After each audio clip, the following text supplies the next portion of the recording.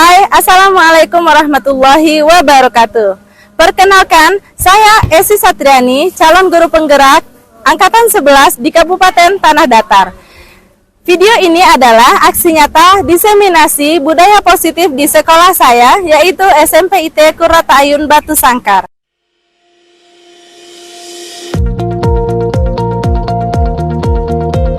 Assalamualaikum warahmatullahi wabarakatuh. SMP IT dan SMA IT Qurrata Ayun merupakan sekolah berasrama yang bertujuan untuk menciptakan generasi masa depan yang cerdas secara akademik, intelektual, dan spiritual.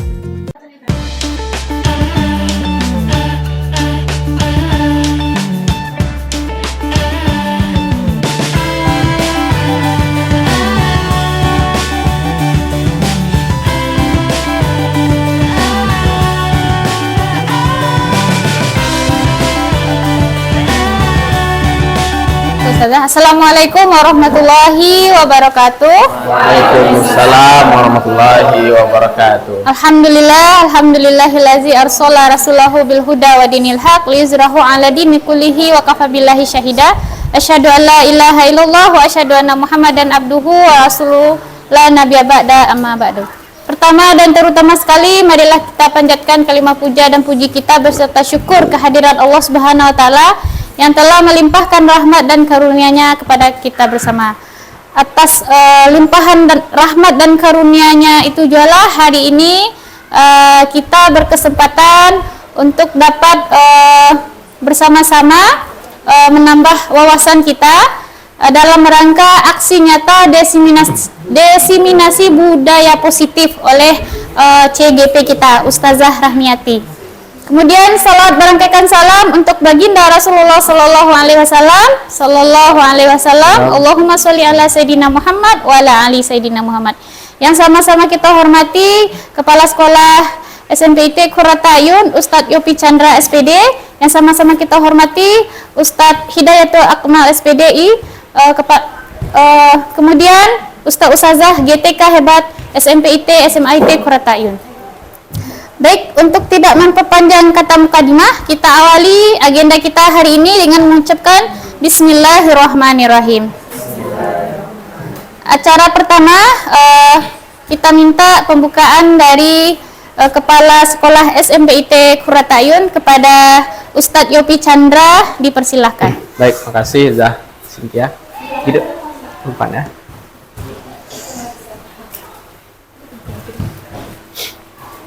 Bismillahirrahmanirrahim. Assalamualaikum warahmatullahi wabarakatuh. Waalaikumsalam warahmatullahi wabarakatuh. Alhamdulillah, Allahumma sholli ala Muhammad wa ala ali Muhammad.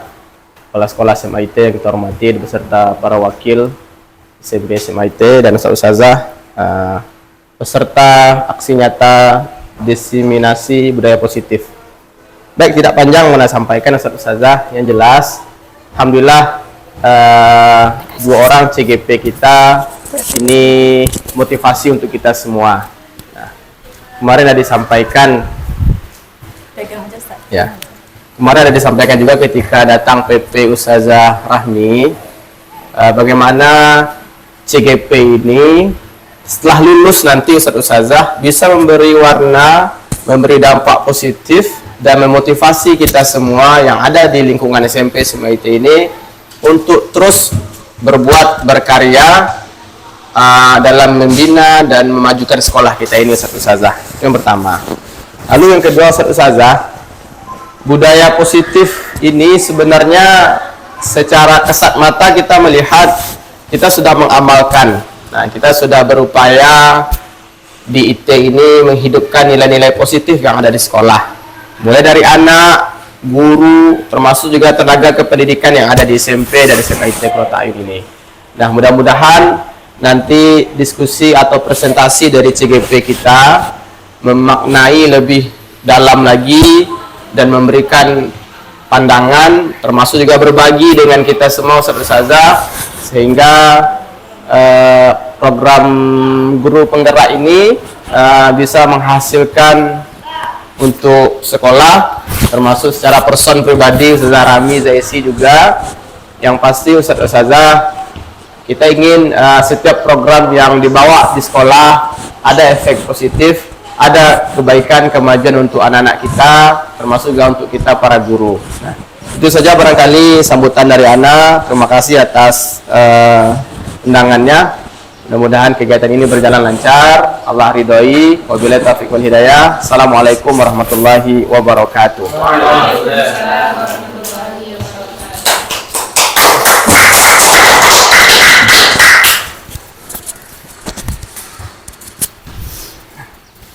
Oke, terima kasih kita ucapkan kepada Ustaz Yopi Chandra. Acara selanjutnya diseminasi oleh Ustazah Esi Satriani. Kepada Ustazah Esi dipersilahkan. Bismillahirrahmanirrahim. Assalamualaikum warahmatullahi wabarakatuh. Waalaikumsalam warahmatullahi wabarakatuh. Oke, alhamdulillahirabbil alamin. Allahumma shalli ala sayyidina Muhammad wa ala ali sayyidina Muhammad. Ustazah, Kepala SMP, silakan Ustaz. Kepala SMP IT dan SMA IT yang sama-sama kita hormati, dan kita semua yang hadir hari ini, Ustazah yang dirahmati oleh Allah Subhanahu wa taala. Pertama, tadi mungkin agak terlupa Ustazah, kami sebagai calon guru penggerak mohon izin berbagi sebenarnya Ustazah apa yang sudah kami dapatkan dalam pendidikan selama 2 bulan terakhir ini. Jadi kami sudah menyelesaikan 4 modul sebenarnya Ustazah, tapi modul besarnya itu 1. Ada anaknya 4, 1.1 sampai 1.4. Nah, setiap modul itu kami ditugaskan untuk diseminasikan gitu, disebarkan kepada guru yang ada di sekolah. Nah, terima kasih banyak Ustazah atas waktunya, kesediaannya hadir hari ini di ruangan kelas ini. Nah, izinkan Ustazah Ana Esi Satriani berbagi budaya positif yang berikutnya untuk melanjutkan yang sudah disampaikan oleh Ustazah Rahmi tadi. Oke, sebelum kita lanjut materi yang berikutnya, Ana juga mau ice breaking Ustazah. Boleh? Oke. Nah, jadi ice breakingnya di sini apa ya? Oh, ini. Oke, ice breakingnya di sini Ana juga pakai angka 30 detik ya, 30 detik. Jadi ice breakingnya di sini nggak tertulis ya. Judulnya adalah cobalah buka gitu. Judul ice breakingnya cobalah buka. Nah, jadi Ustazah juga nanti berpasang-pasangan seperti yang Ustazah Rahmi tadi, dan waktunya juga 30 detik. Cobalah buka apa gitu ya. Jadi kita punya tangan. Nah, ini kita kepalkan nanti. Salah satu dari kita mengkepalkan tangan, dan kita anggap Ustazah di dalam kepalan tangan kita ini ada barang yang sangat berharga sekali dalam hidup kita, sehingga kita nggak rela kalau orang mengambilnya gitu.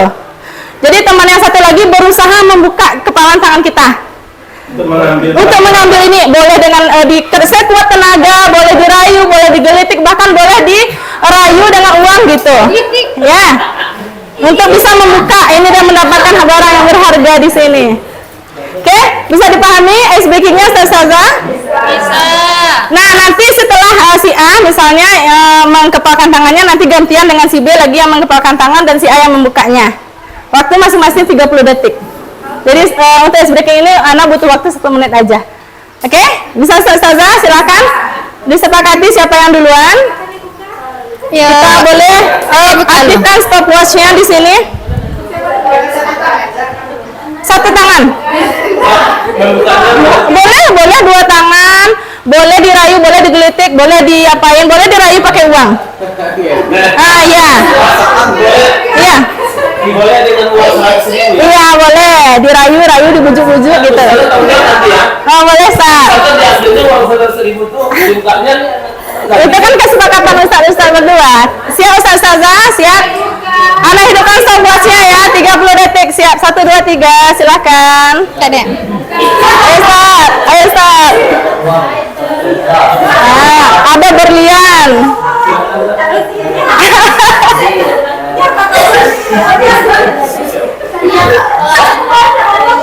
18 detik. 10 detik lagi. 10 detik lagi.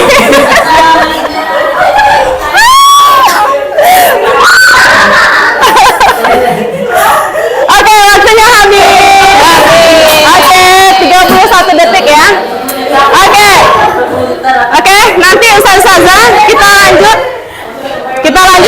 kita gantian. Temannya yang satu lagi yang membuka tadi sekarang mengepalkan tangannya dan yang satu lagi membukanya. Satu, dua, tiga, silakan dimulai.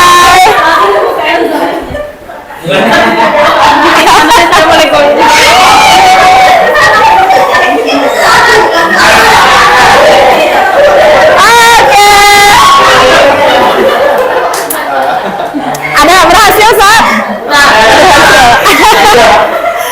Ayo, Ustaz. Oke, habis. Waktunya sudah habis, Ustazah. Dah, waktunya sudah habis, Ustazah. Oke, gimana, Ustazah? Sakit tangannya? Ada yang kesakitan tangannya? Ada yang merah? Oke, Allah bahagia, semangat sekali. Oke, Ustazah, kira-kira dari SBK tadi ada yang mau memberi tanggapan nggak? Nah, silakan Zatisma, silakan Zatisma yang angkat tangan.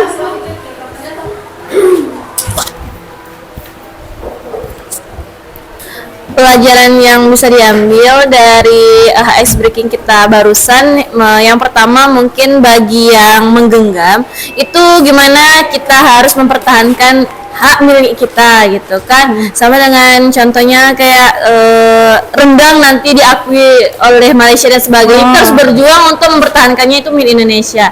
Tapi bagi yang teman kita yang berjuang itu adalah dari sisi yang berbeda pandangannya, yaitu bagaimana kita berjuang sesuatu yang mungkin mustahil bagi kita dapatkan selagi itu tidak melanggar sunnah Allah dan agama seperti itu. Nah, tapi kita berhak untuk berusaha untuk melakukannya sebisa mungkin. Masya Allah, tepuk tangan untuk Zatisma.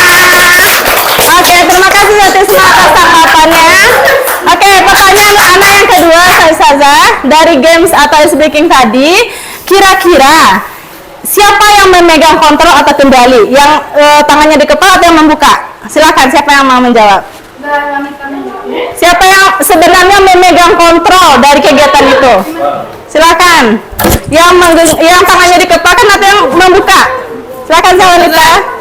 Kalau menurut saya megang kendali itu ya tangan yang dikepal, pemilik tangan yang dikepal gitu. Oke. Karena kalau dia nggak megang, kalau dia mau lemah ya bisa diambil orang, tapi kalau dia mempertahankan ya bisa dipertahankan. Oke, terima kasih Wanita. Keren sekali jawabannya Ustazah. Ada lagi yang mau menanggapi atau cukup? Atau kita setuju dengan Wanita semuanya? Ternyata yang mengontrol itu adalah yang mengepalkan tangan. Setuju semuanya? Oke. Nah, jadi Ustazah betul sekali. Sebenarnya yang mengontrol itu adalah mengontrol diri kita, itu adalah diri kita sendiri, bukan orang lain. Nah, untuk lebih jelasnya Ana akan jelaskan lebih lanjut nanti dari slide-slide Ana. Nah, sebelumnya Ana mau review sedikit. Ini tadi materi yang disampaikan oleh Ustazah Rahmi, kan Ustazah. Jadi sebenarnya dalam disiplin positif itu ada 6 konsepnya. Jadi kami bagi 2. Rahmi menyampaikan 3 yang ini dan kemudian Ana akan menyampaikan 3 lagi. Nah ini dia yang akan Ana sampaikan materi bagian Ana Ustazah, yaitu pertama adalah kebutuhan dasar manusia. Nah, Ustazah ada yang mau memberikan pandangan kita hidup atau kita manusia ini sebenarnya apa sih kebutuhan dasar kita? Oke, silakan Zah Cynthia. Boleh bantu mikrofonnya, Zah? Apa kebutuhan dasar kita?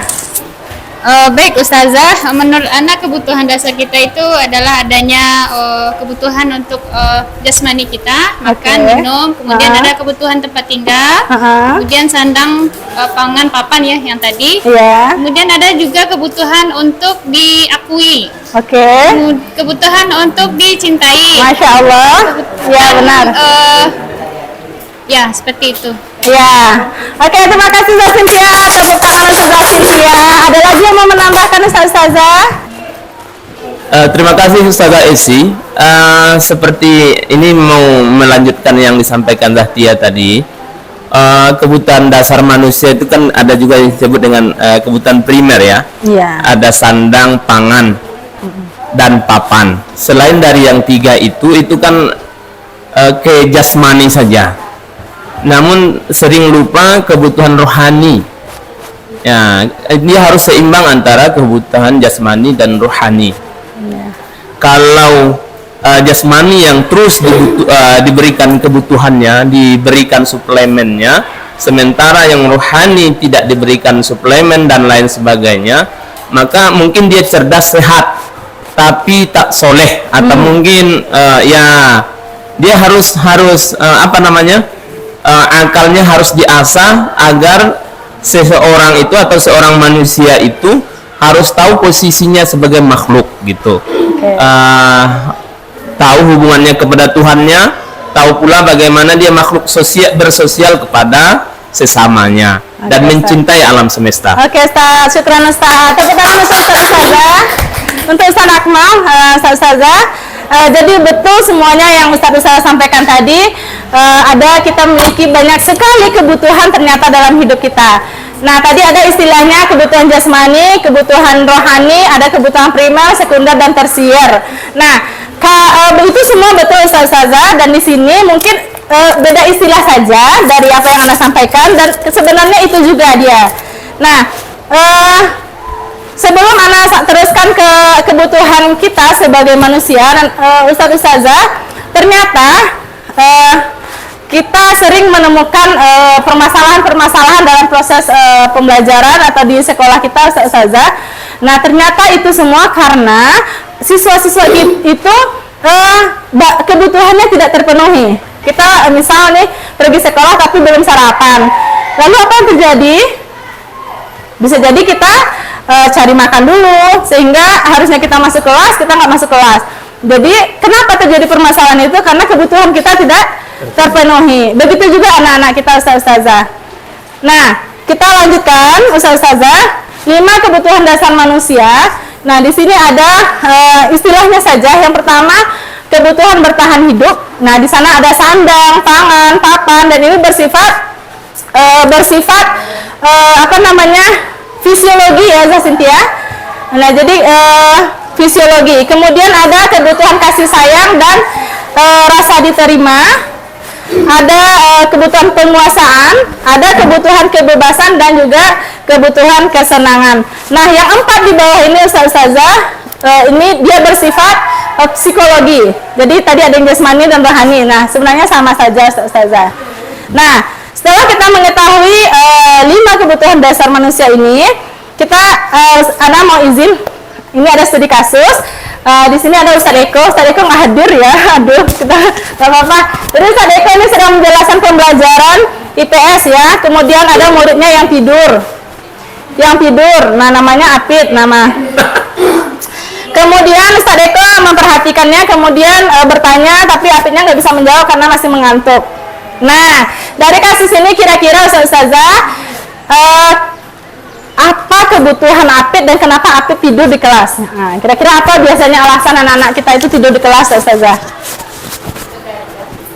Ada beberapa kemungkinan. Oke, Ustaz. Pertama, ya boleh, Ustaz, silakan, Ustaz.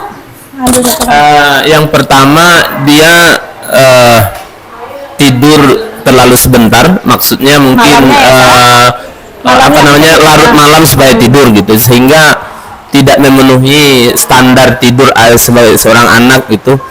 Yang kedua, ada kemungkinan bahwa materi ataupun guru yang berson kurang menarik. Iya, betul. Kalau kurang menarik atau mungkin ada mungkin pertanyaan di awal, pemantik ya, pemantiknya kurang menarik, barangkali tidak memantik gitu. Iya. Sehingga anak ini menyebabkan malas dan ya akhirnya dia tertidur gitu, lebih kurang seperti itu. Oke, terima kasih Ustaz Akmal.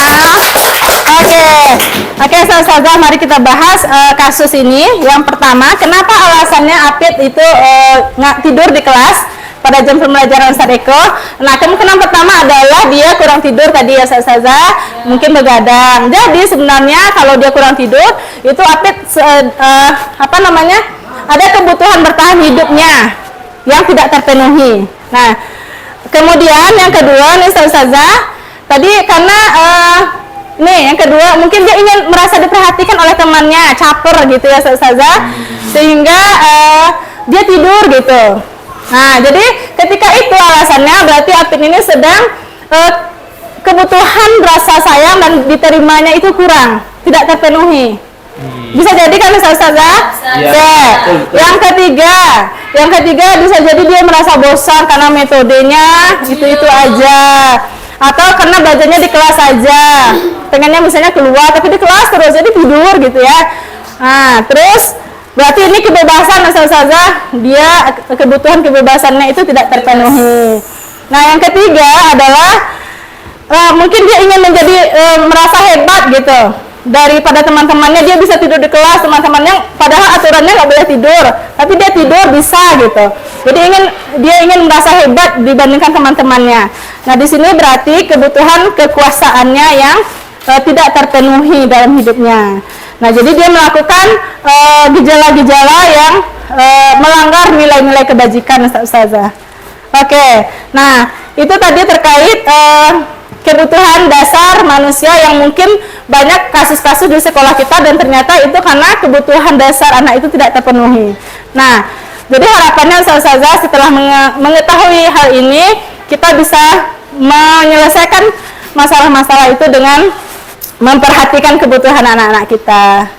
Oke, yang berikutnya Ustazah, Ana ingin menyampaikan posisi kontrol. Nah, di sini tadi kan kita sudah bermain ice breaking. Siapa sebenarnya megang kontrol? Nah, tadi kita sepakat ya, yang pegang kontrol itu adalah yang menggenggam. Nah, betul sekali Ustazah. Apapun yang kita lakukan di dunia ini ya, dalam hidup kita itu adalah kita sebenarnya yang mengatur diri kita, bukan orang lain, bukan orang tua. Ya kan, kalau misalnya Ana dulu pengen kuliah ini, pengen kerja ini, bukan karena orang tua yang maksa gitu. Atau kita, anak-anak kita dia ingin sukses itu bukan karena kita paksa terus, forsir terus, tapi karena memang datang dari dalam dirinya gitu. Dia ingin sukses, dia ingin belajar, dia ingin hadir tepat waktu dan seterusnya. Dan juga bukan karena ingin dapat imbalan atau ingin takut dihukum. Nah, itu adalah tadi sudah disampaikan Zarahmi, motivasi manusia ada 3 tadi ya, ada yang eksternalnya 2, dihukum, takut dihukum dan juga ingin dihargai, dan juga tadi ada yang ingin datang dari dirinya sendiri, yang internalnya. Nah, jadi Ustazah, kita sebagai guru memiliki posisi kontrol namanya Ustazah. Jadi ini nanti kalau kita sebagai penghukum, pembuat rasa bersalah, teman dan pemantau, ini istilah-istilahnya Ustazah. Jadi kita kadang-kala bisa jadi sebagai ini kita boleh langsung bertanya sama diri kita sendiri Ustazah, di mana posisi kita?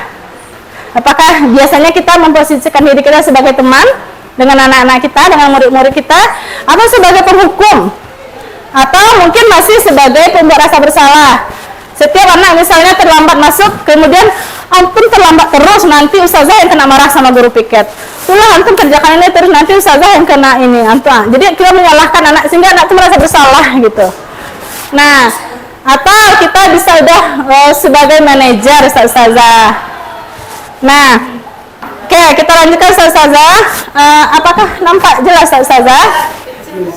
Kecil kali ya Ustazah.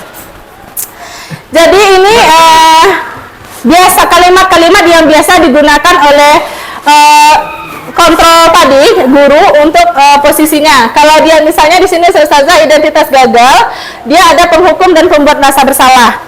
Kalau kita memposisikan diri kita sebagai penghukum atau pembuat rasa bersalah, itu kita selalu memberikan identitas gagal pada anak-anak kita. Tapi kalau kita udah jadi teman, jadi pemantau atau jadi manajer, itu kita sudah berusaha membuat anak-anak itu menjadi identitasnya sukses. Nah, ada beberapa ini kalau guru berbuat, guru berkata dan hasilnya apa. Nah, mungkin nanti ini Ana bisa share aja di grup Ustazah. Dan pertanyaannya Ustazah, kira-kira dari 5 posisi ini, posisi mana yang harusnya kita di sana gitu? Manajer? Ya. Oke. Betul sekali Ustazah. Oh, nggak ada slide-nya. Jadi kita harusnya sudah. Jadi apapun sekarang posisi kita Ustazah, mari kita sama-sama belajar dan berusaha menjadi manajer untuk murid-murid kita. Nah, bagaimana caranya supaya kita bisa menjadi manajer?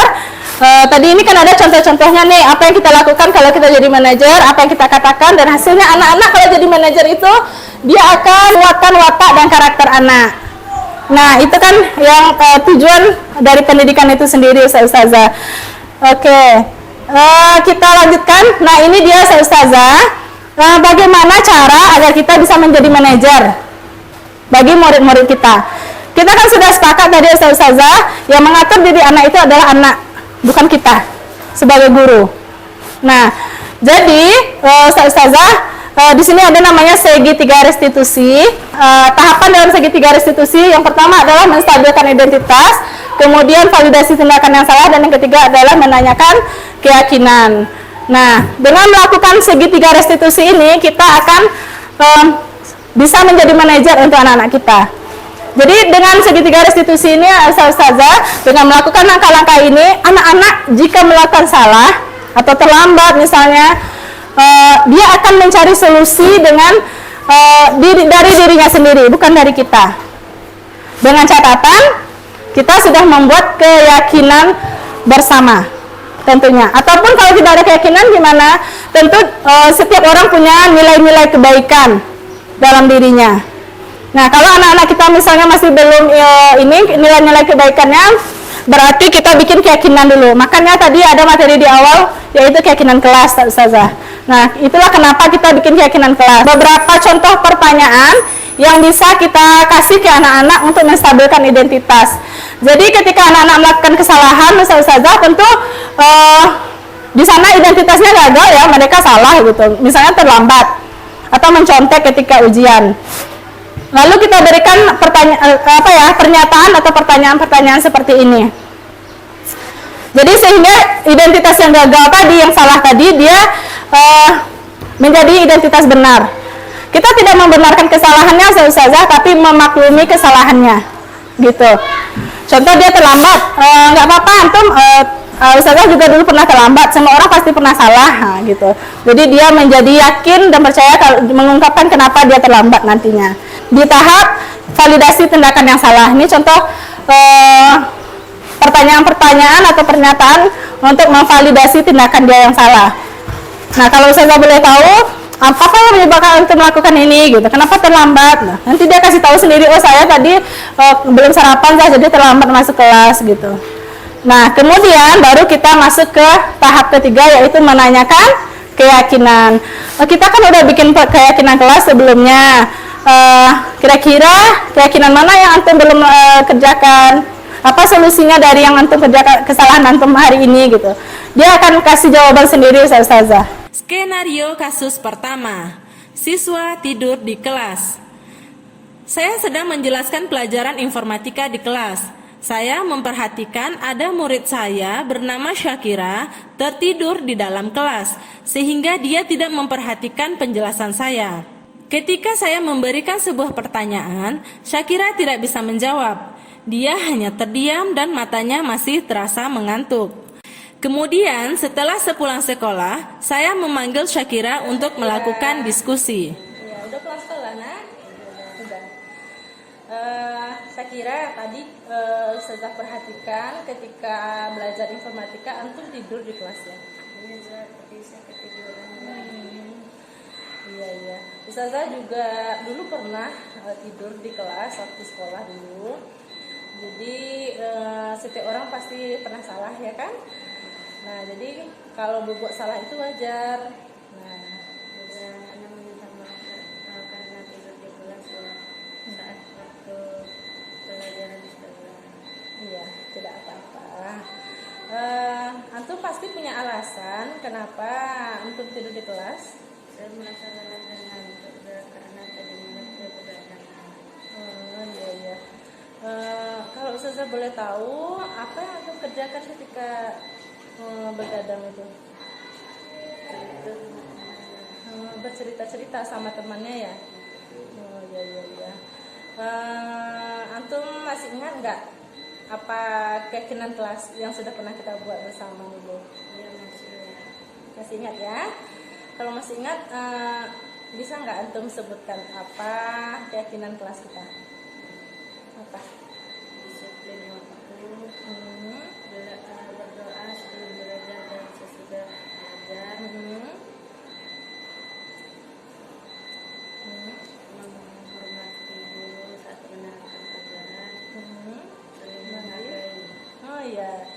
kita harus menghormati. Kemarin kesepakatannya ya saling menghargai. Ya.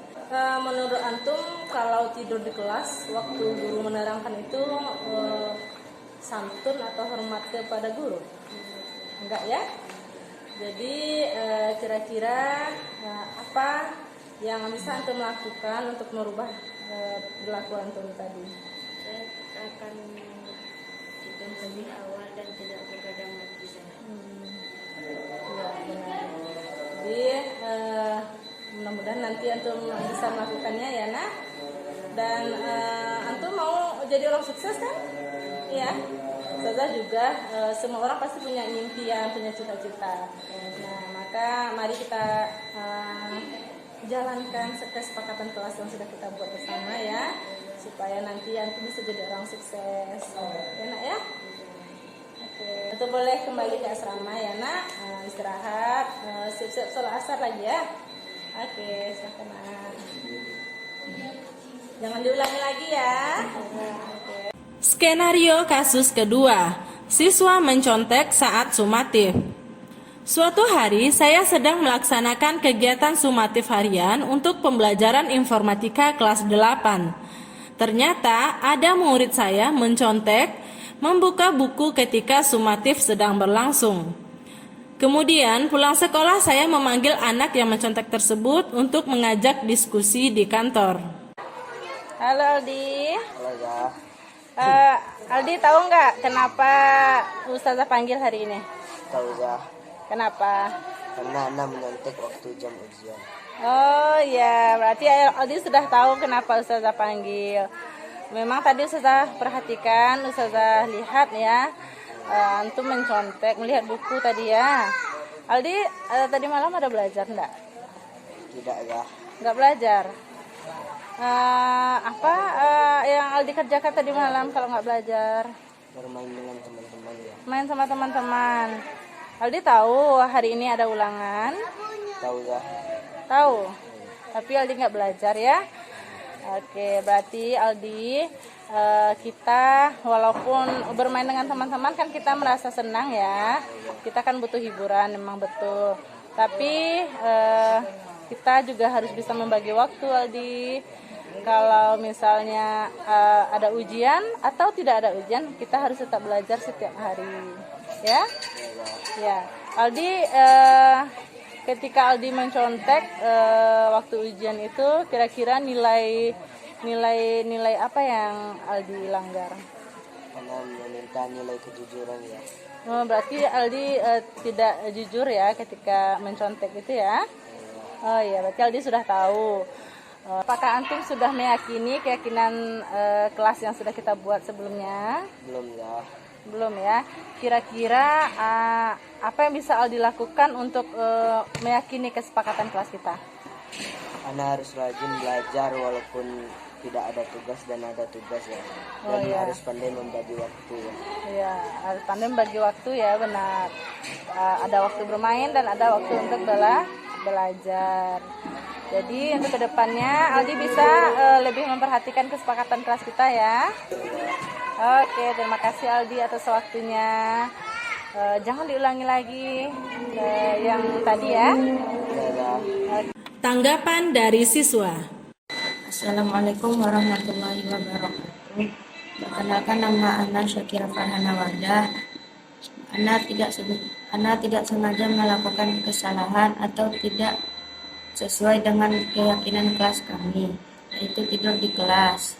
Ana tidak mendapatkan hukuman dari Ustazah Esi, dan Ana diminta untuk menjelaskan alasan kenapa Ana tidur di kelas.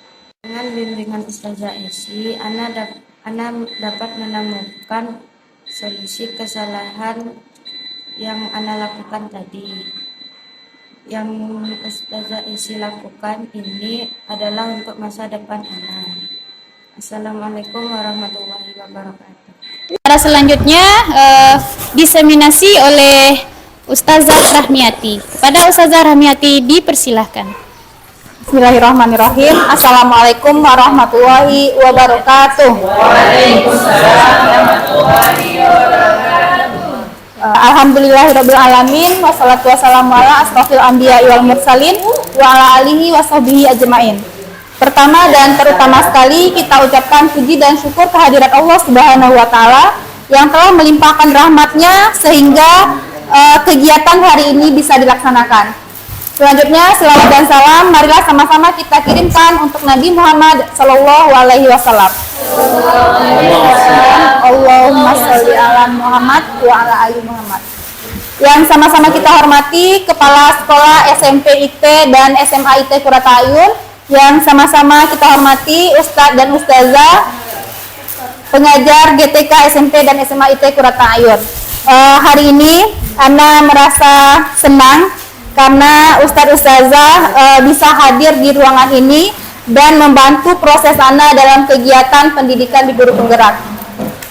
Baiklah Ustadz Ustazah, Ana tidak akan menyampaikan banyak-banyak pendahuluan, langsung saja kepada materi yang akan disampaikan, yaitu aksi nyata diseminasi budaya positif. Nah, ini adalah foto kita 1 tahun yang lalu setelah upacara bendera 17-an Agustus gitu. Iya, buktinya kalau kita dulu menggunakan baju baju adat juga. Nah, itu foto kita 1 tahun yang lalu. Nah, pindah ya. Lanjut. Nah, Ustazah, ini foto Ana berdua dengan Zaesi. Itu kegiatan kemarin di SMK 2 Batu Sangkar. Salam Guru Penggerak, Ana Rahmiati, teman Ana Esi Satriani, kami calon Guru Penggerak Angkatan 11 Kabupaten Tanah Datar. Nah, ini kita bisa berdiri, Ustaz Ustazah, Ana mohon berdiri. Nah, berdiri Ustaz Ustazah, dan silakan kita lihat teman samping kita gitu. Teman yang ada di samping. Nah, teman yang ada di samping udah kelihatan. Ustaz bisa berdiri, Ustaz. Nah, silakan kita senyum dengan teman di sebelah kita, berikan aura positif kita kepada teman kita. Nah, dengan kita memberikan senyuman, nilai-nilai positif itu akan keluar dari diri kita dengan sendirinya, Ustaz Ustazah. Silakan kita mempraktekannya. Pandangi teman kita dengan pandangan persahabatan, persaudaraan, dan silakan tersenyum melihat teman kita. Nah, 30 detik. Nah, tolong Ustaz Ustazah, itu hanya sementara kita mulai ya. 1, 2, 3. Nah,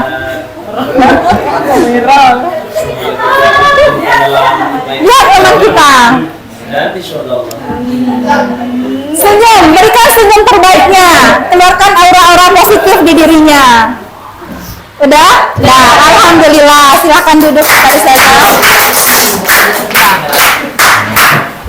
Mudah-mudahan dengan memberikan senyuman kepada teman, apa yang Ustazah lakukan sebentar ini ada bedanya dengan yang sebelumnya. Ada terasa bedanya Ustazah? Ada. Berarti aura-aura positif di diri kita udah keluar gitu. Jadi mudah-mudahan dengan kita tersenyum, dengan kita senang dan bahagia, kegiatan ini berjalan dengan lancar sampai akhir.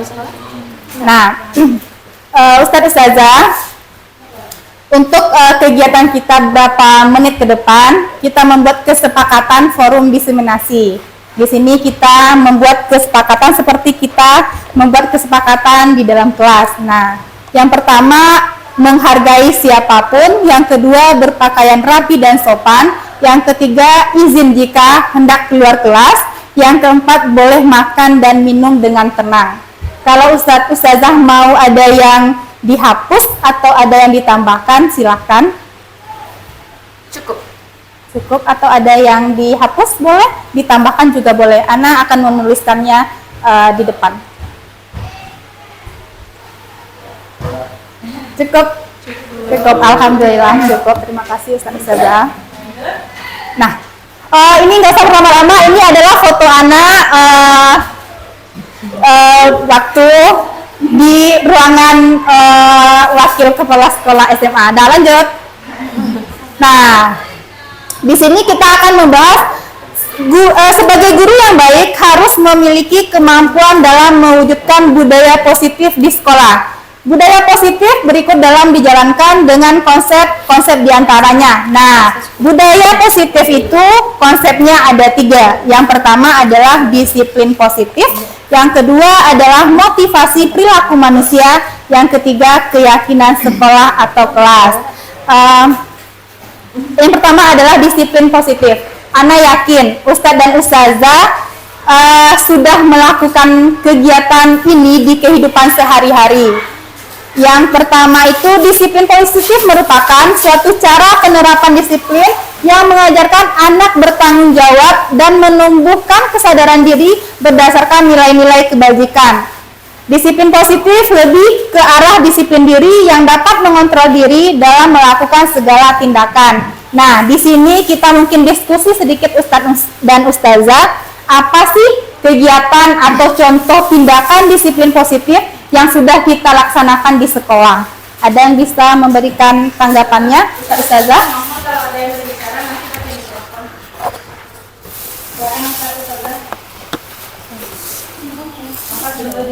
Ya, silakan Ustazah berikan tanggapan terbaiknya. Ya, mungkin Ustadz Akmal akan memberikan tanggapannya. Terima kasih Ustadz. Terima kasih Ustazah Rahmi atas waktu yang diberikan.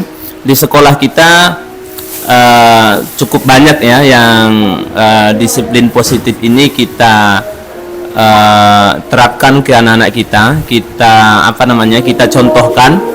Pertama, ketika anak membuang sampah tidak di tempatnya, di saat itu kita langsung menyampaikan kepada anak bahwa sampah itu harus ditempatkan ke tempatnya dan harus tanggung jawab sampah masing-masing. Itu yang pertama. Yang kedua, diantaranya adalah kita mendisiplinkan anak dalam hal makan agar tidak berserak ya, agar tidak berimah bahasa kitanya, karena kita tidak tahu yang mana yang lebih berkah.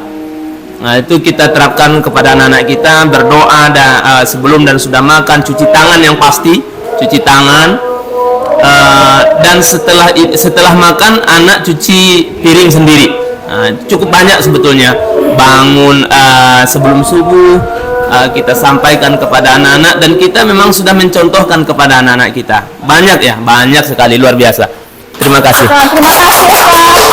Masya Allah, luar biasa bentuk-bentuk disiplin yang sudah kita jalankan di sekolah, mulai dari anak bangun tidur sampai anak tidur kembali ya Ustazah. Nah, di sini adalah nilai-nilai dari profil pelajar Pancasila. Yang pertama adalah nilai beriman bertakwa kepada Tuhan Yang Maha Esa dan berakhlak mulia. Yang kedua, kebinekaan global. Yang ketiga, bergotong royong.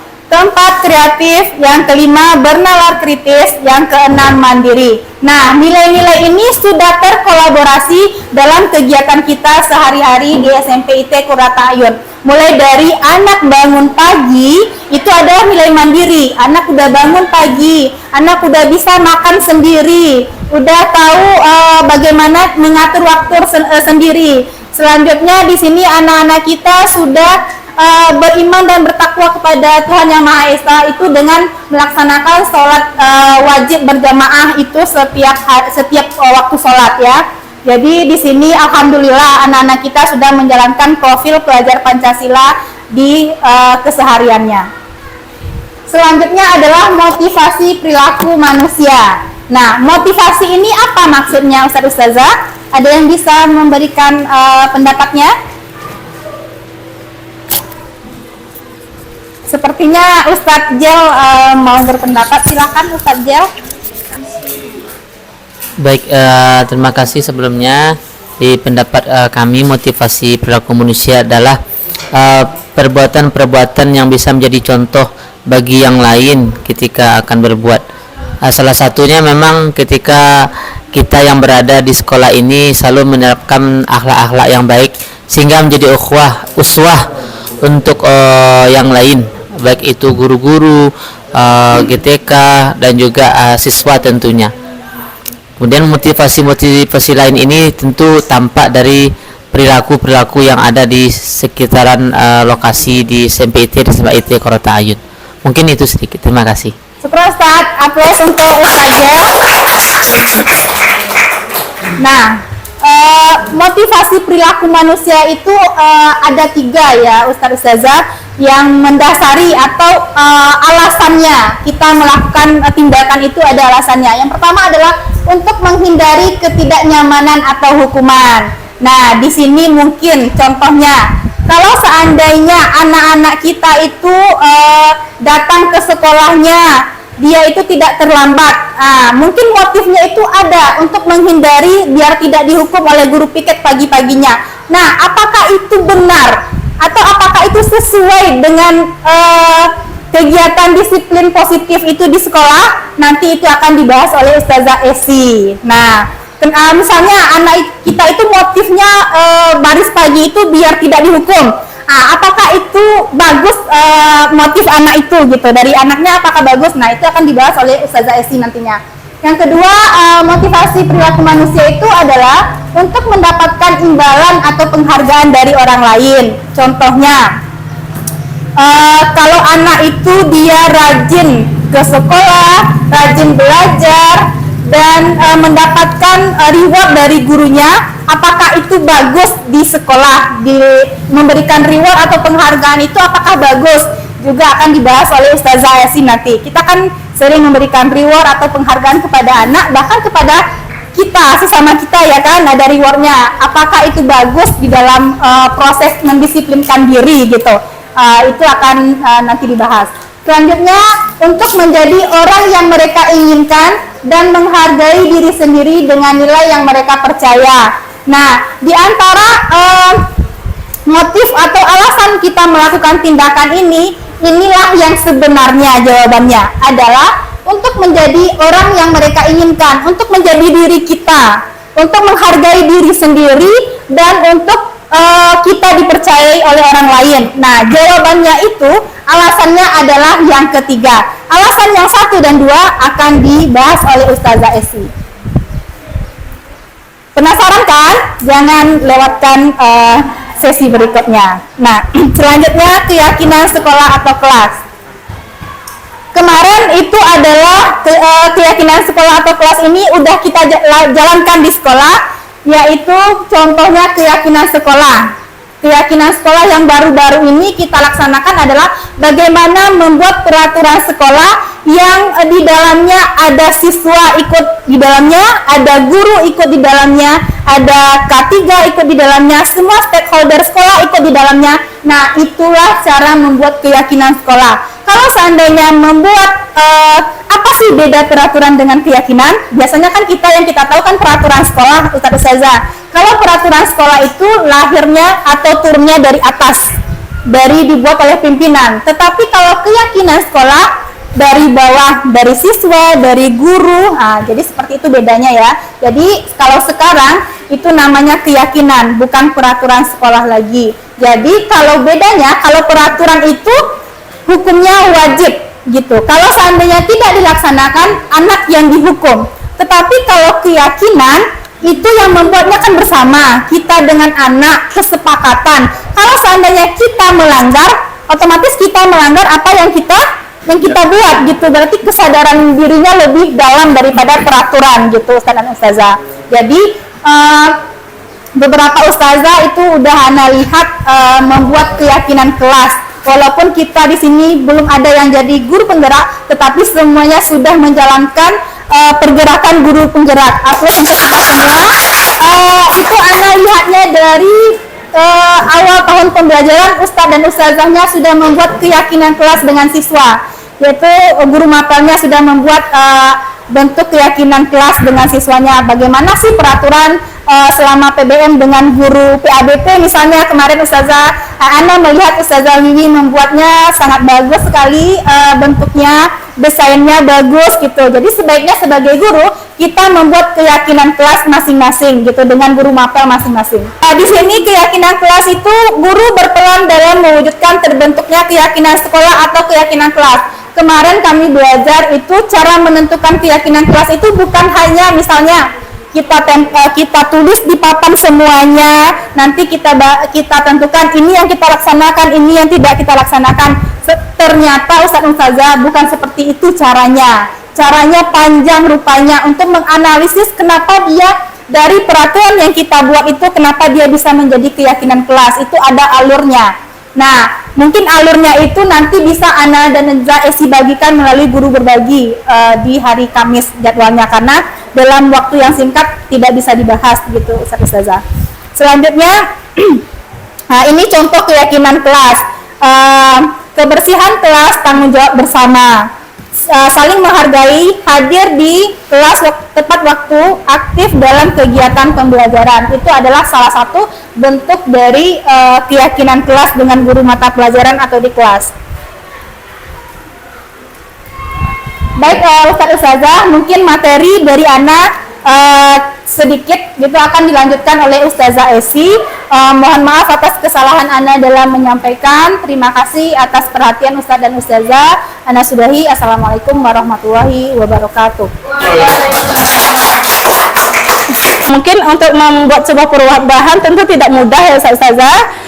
Tidak mudah membalikkan telapak tangan, kita berproses dan berkolaborasi tentunya. Tidak mungkin kami berdua saja yang mempraktekkan ini sama anak-anak, sedangkan ustazahnya tidak mau mempraktekkan ini mungkin gitu, atau karena belum tahu. Nah sekarang kita sudah diseminasi, mari kita sama-sama wujudkan perubahan ini gitu. Nah itu harapan kami ustazah. Ini nggak usah ya Ustazah.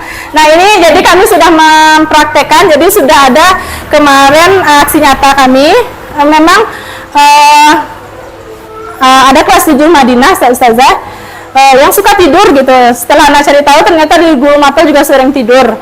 Nah kemudian anak coba melakukan segitiga restitusi ini. Dan kemudian anak mendapatkan jawaban alasan kenapa dia sering tidur di kelas. Dan dia sendiri menyampaikan ini solusinya Zah katanya. Nah gitu Ustazah. Oke, mungkin itu saja Ustazah penyampaian dan pemaparan dari Ana. Alhamdulillah. Mungkin kita buka sesi diskusi sedikit Ustazah supaya diseminasi ini tidak hanya pemaparan saja tapi ada juga maknanya gitu bagi Ustazah. Silakan kalau ada yang mau bertanya kita jawab bersama. Silakan. Iya Ustaz, dia tetap direkam Ustaz. Anda mau menanyakan tentang direkam? Oh boleh, kalau ada request seperti itu boleh Ustaz. Atau kita rekam nanti kita cut. Baik, syukran kepada Ustazah Esi yang sudah memaparkan materi yang sangat luar biasa untuk kita semua. Yang ingin Ana tanyakan, kita sebagai guru seandainya sudah mengetahui apa kebutuhan dasar anak-anak yang belum terpenuhi, tetapi kita sebagai guru tidak mampu dan tidak bisa dengan segera memenuhinya, bagaimana solusinya? Oke. Baik, syukron Zatia atas pertanyaannya. Jadi Ustazah kita contohkan ya Ustazah, misal anak kita terlambat atau terlambat masuk kelas. Jadi Ustazah kita nggak terlambat nih, kita udah ngajar setengah jam dia baru masuk misal. Lalu kita tanya kenapa terlambat ini Zahan katanya kan, kita silakan dia belajar dulu Ustazah supaya tidak mengganggu teman-temannya dan proses pembelajaran kita. Kemudian nanti kita kasih apa dulu, nanti setelah belajar atau jam pulang sekolah kita bisa diskusi sebentar gitu, nanti antum ke kantor ya gitu. Nah, jadi kita aja dia diskusi, kita bikin perjanjian nanti jam segitu kita diskusi sebentar ya nak. Tetap kita memberikan bahasa-bahasa yang positif Ustazah. Kemudian, nah jadi seperti itu Ustazah, kita tidak langsung memberikan menanyakan apa kebutuhannya waktu itu, tapi kita beri waktu jeda dulu, kemudian kita baru terapkan segitiga restitusi. Setelah ketahuan nanti apa alasannya, apa solusinya bagi dia. Kalau kita mampu membantu, misalnya anak-anak kita misalnya nggak belanja, kita tanya. Terus kalau kita mau gitu, kita ikhlas, kita kasih uang kan bantuan dari bentuk solusinya. Tapi kalau enggak, misalnya kita carikan solusi bersama gitu, Ustaz. Oke, mungkin ada tambahan dari Ustazah Rami. Pakai mikrofon, Zah. Oke, kepada Ustazah Ramiati. Ustazah Cynthia. Baik, Ustazah, terima kasih atas pertanyaannya, Ustazah Cynthia. Di sini kemarin Ana sempat juga di saat kita melakukan elaborasi. Di situ ada pertanyaannya, Ana menanyakan saat itu. Di sini kebetulan kita kan ada anak PL, mahasiswa PL yang mengajar di kelas gitu. Nah, pertanyaan Ana waktu itu ke teman kelompok lain adalah bagaimana perlakuan anak kita ini terhadap guru PL-nya, kenapa tidak sama terhadap kita atau ibaratnya guru pengganti gitu. Nah, biasanya guru pengganti itu dengan guru inti kan, guru yang sebenarnya itu kan beda perlakuan siswa kita. Pertanyaan Ana waktu itu adalah kenapa bisa terjadi beda seperti itu, nilai-nilai kebajikan anak itu misalnya kepada guru sebenarnya seperti ini nilai-nilai kebajikannya, tingkah lakunya, kepada guru pengganti atau guru PL lain lagi tingkahnya. Kebutuhan dasar apakah yang tidak terpenuhi dari anak kita. Nah, jadi Ana sempat melontarkan pertanyaan seperti itu kemarin. Jadi jawabannya seperti ini. Sebenarnya yang tidak terpenuhi itu adalah kebutuhan kesenangan. Nah, jadi sebagai seorang guru kita harus bagaimana siswa itu senang dengan kita gitu. Jadi kebutuhan senangnya yang tidak terpenuhi dan kebutuhan mungkin kasih sayangnya tidak dapat dari guru penggantinya, misalnya seperti itu. Nah, jadi di sini kita berharap anak-anak ini ya, apalagi yang di asrama ya, kita 24 jam di sini, semua 5 kebutuhan dasar itu diharapkan bisa terpenuhi, mulai dari kebutuhan sarapannya, makannya, kasih sayangnya, kenyamanannya, semuanya kebutuhan itu terpenuhi dengan cara bagaimana kita memulainya dari diri sendiri ya. Seperti yang Ana pelajari itu dari modul 1.1 sampai 1.4 itu yang pertama itu setelah pendahuluan pembukaan materi itu adalah dimulai dari diri sendiri. Nah, ini kita tidak bisa membuat orang itu berubah tetapi kita belum menjalankan. Nah, seperti itu. Jadi kita mulai dulu, seandainya teman kita misalnya datangnya terlambat nih, dia itu sering terlambat masuk lokal nih, biar aja dulu. Yang penting kitanya yang berubah dulu. Kalau seandainya konsepnya dimulai dari diri kita dulu, otomatis orang akan berubah dengan sendirinya gitu. Jadi di sini kita diharapkan menjadi panutan. Jadi kita jangan memberikan tuntutan kepada menuntut anak sementara kita tidak menjadi panutan, seperti itu. Mungkin itu tambahan dari Ana sedikit. Terima kasih. Oke, terima kasih banyak Zarami atas tambahannya. Kita kasih tepuk tangan aplaus yang meriah Ustazah Rami. Syukran Ustazah. Jadi Ustazah kita menjadi jangan menuntut. Nah, jangan pernah menuntut bahkan Ustaz, tapi menuntun anak-anak kita. Nah, jadi Ustazah, ada lagi yang mau bertanya? Silakan, Ustaz Akmal.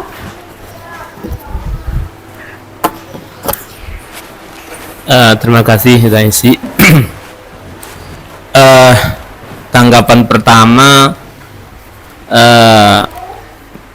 kalau seperti ini berbagi ini sungguh sangat merugilah guru-guru yang tidak hadir dalam ruangan ini. Masya Allah. Baik itu yang masih di rumah atau ada agenda lain, atau yang sudah hadir di sekolah ini tapi tidak hadir di ruangan ini. Rugi. Ini mohon Ustadz Yopi mungkin menyampaikan hal ini kepada teman-teman ini. Ini luar biasa ilmu yang kita dapatkan. Yang kedua mungkin kita perlu bersama-sama karena walaupun ini manusiawi rasanya, cuman cukup menguras energi kita yang mungkin miskin terhadap ilmu psikologinya. Yang dalam hal ini dalam tanda kutip anak-anak ini sudah mengulang, ya artinya kasus berulang. Ya Ana sebut saja kecenderungan kepada lawan jenis. Satu sisi kita bersyukur masih normal, tapi sisi lain kita harus ada hijab di sini. Jadi ini mungkin di mana kebutuhan mana yang tidak terpenuhi oleh mereka, yang tidak terpenuhi oleh kita untuk mereka, agar kasus ini mungkin tidak terulang gitu. Walau ada kecenderungan tapi terkontrol. Walau ada sangat termotivasi kita ini Ustazah, keren. Kalau ada banyak jempol, kita berikan jempol kepada Ustazah Esi dan Ustazah Rahmiati. Plus lah yang meriah. Oke, syukran Ustaz atas tanggapannya. Sedikit Ana ingin menanggapi, kalau anak kita memiliki kecenderungan kepada lawan jenis dan itu tak normal, nah Ustaz. Jadi menurut anak kebutuhan mana yang belum terpenuhi itu kesenangan menurut anak Ustaz. Mereka kan senang tuh dengan lawan jenis, kan normal nih. Nah itu karena kita di sini ada hijab, maka mereka mencari-cari celah gitu karena kebutuhannya tadi tidak terpenuhi. Nah, apakah itu harus dipenuhi? Mungkin saat ini belum, nah Ustaz. Makanya tetap makanya mungkin bisa kita terapkan segitiga restitusi, kita berikan langkah-langkah segitiga restitusi tadi Ustaz. Antum menyukai lawan jenis kan normal.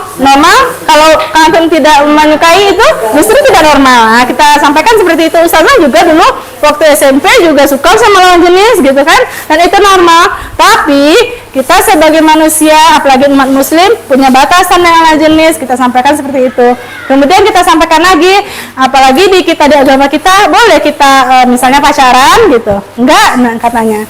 Jadi apa yang antum lakukan nanti dia akan memberikan solusi dari dirinya sendiri Ustaz, supaya gimana dia itu membatasi hatinya gitu kepada lawan jenisnya. Dia udah janji. Oh ya, nah itu mungkin kejadian itu mungkin ya Ustaz. Nah jadi justru kalau udah jadi itu kita panggil, kita ajak diskusi Ustaz dengan segitiga restitusi. Tidak kita dengan ketegasan atau hukuman ataupun kita judge dia gitu. Jadi dia akan tidak memberontak sebenarnya gitu Ustaz. Nah sedikit lagi Ustazah, tadi kita mengenal istilah merdeka, merdeka belajar. Ternyata merdeka itu Ustazah dari pendidikan guru penggerak itu adalah tahapan dalam pendidikan guru penggerak itu.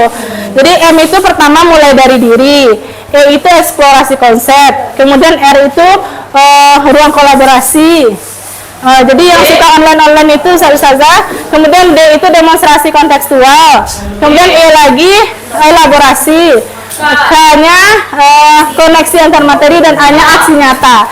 Makanya setiap modul itu ada aksi nyata, dan nanti gabungan modul ibunya itu ada diseminasi. Nah mungkin itu Ustazah, terima kasih atas perhatiannya. Syukran jazakallah atas waktunya. Terima kasih sudah berpartisipasi. Mohon maaf kalau ada salah kata dari Ana, semoga bermanfaat untuk sekolah kita. Assalamualaikum warahmatullahi wabarakatuh. Ana kembalikan Terima kasih kita ucapkan kepada Ustazah Rahmiati dan Ustazah Esi Satriani. Mudah-mudahan apa yang disampaikan dapat kita terapkan di sekolah kita, dan semoga sekolah kita menjadi sekolah yang lebih unggul dan lebih maju. Kita tutup dengan doa kafaratul majelis. Subhanakallahumma bihamdika asyhadu an la ilaha illa anta astaghfiruka wa atubu ilaik. Assalamualaikum warahmatullahi wabarakatuh.